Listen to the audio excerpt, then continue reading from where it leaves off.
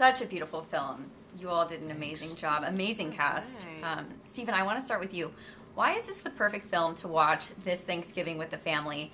And why do you think all families will be able to relate to this? Oh man, that's on me. Yep. Okay. Teed you up. I think that the film. Well, I mean, I think we haven't seen each other in so long. We haven't been able to come together, I think, in so long. A lot of people, I imagine, are going to be coming together for the first time in 2 years. They got a lot of stuff to talk about and maybe exercise a lot of things that they haven't said before. And this movie might be this nice, like, cathartic way of doing that. They can watch it instead of actually living it out. And I think that they should do that. That's Maybe a good answer. Yeah, right? That Yeah, is a yeah. good Use answer. us as proxy That's for a good your word. Yeah. for But your actually, stuff. I was thinking this morning, I have a lot of friends who started doing like a weekly Zoom with their families Oh, over the wow. pandemic, and they've continued to do that, That's cool. even after. And so I think that's sweet. But it'll, something about physically being together is really nice. Yeah, yeah. Amy, we can always count on you to bring the laughs. But this Yeah. was, a more serious role for you. What made you want to take this on? The money. Honestly, it was just, I was offered a lot. None of us got any money, but yeah, about halfway through filming, I found that we weren't making a lot of money, and I still finished. No, I loved the script, and I love acting. Like, I love to get lost in a role, really. I think I got into it younger as it's like an escape. You just, it's like you go in and it's like being trapped in a nightmare.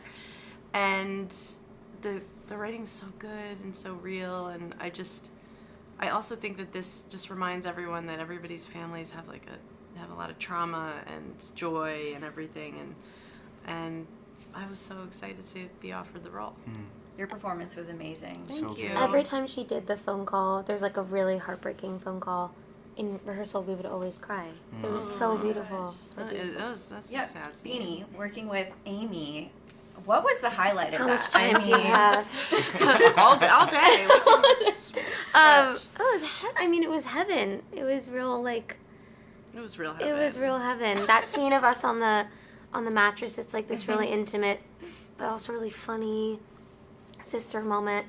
And I don't know, I think Your it felt sisters. instant. Yeah, it was really easy. Aw. What was your first impression of Amy? Delicious. Actually edible.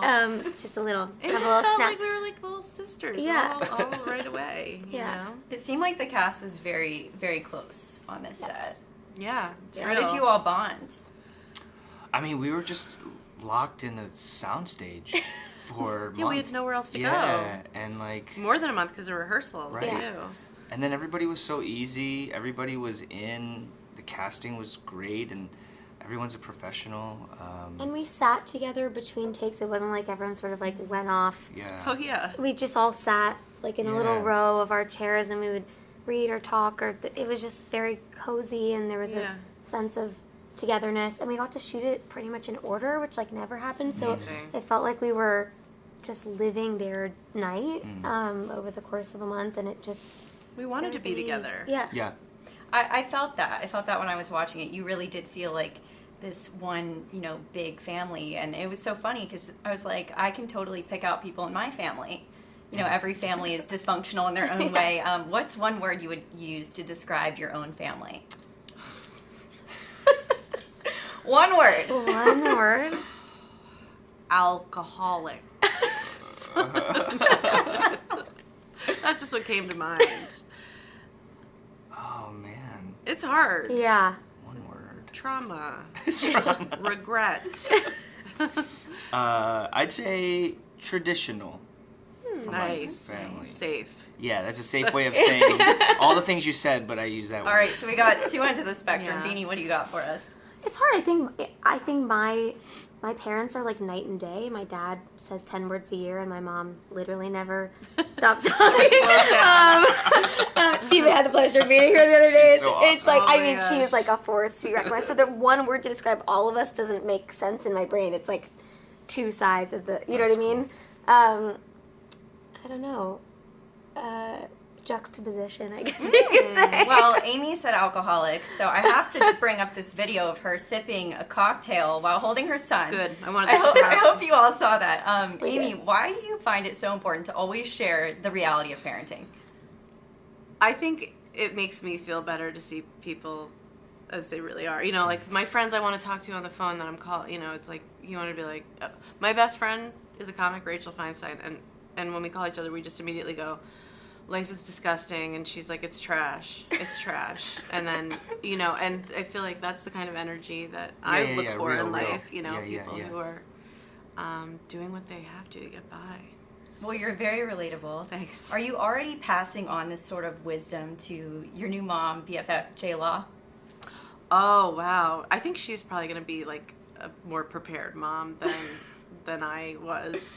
Yeah, she's so maternal. And she cooks. Like, she's got all the things you need. She doesn't need your help? No, but you know what? I gave her some of my clothes to wear as maternity clothes, like the clothes that I just wear normally are maternity clothes to her.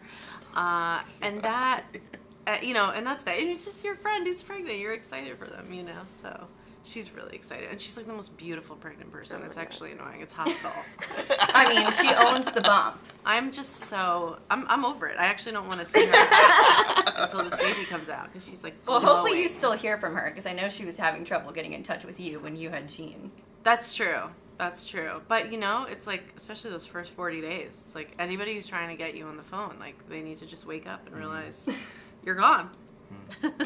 Hands are tied. You're busy. Yeah, sorry. Steven, Beanie, please tell me that you saw the SNL skit that Amy did with Kim Kardashian.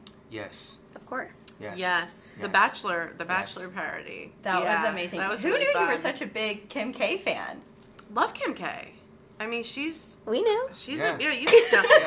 Every conversation I find a way to bring her up. That was a good episode of SNL. That was so good, funny. right? She did such a good job. Yeah. She killed it. Yeah. How did you help her come up with that Dream Guy skit? I did not. They called me like the day before and asked if I would do it. I did contribute and help with the monologue, and she just did such a good job. I was like really kind of over helping. You know, she's like I got it. You know, yeah. I don't need your tips, Amy. Yeah, no, she was really like open and receptive. But then once she knew what she wanted to say, she kind of ignored a good amount of my advice, and she was right. Yeah. Well, you won the token also. I mean, are you just loving her and Pete Davidson's reunion right now? Their reunion? They've been hanging out. Kim and Pete Davidson? Oh my God, that's beautiful. That's beautiful. Good. Did you not see the sparks flying between them on set? When they were in the Aladdin sketch? You know, if you're on a magic carpet with someone, something's going to happen. Yeah, that's true. And that's, anybody will tell you that. That's like just 101 life. Well, I'm here for it. I love it.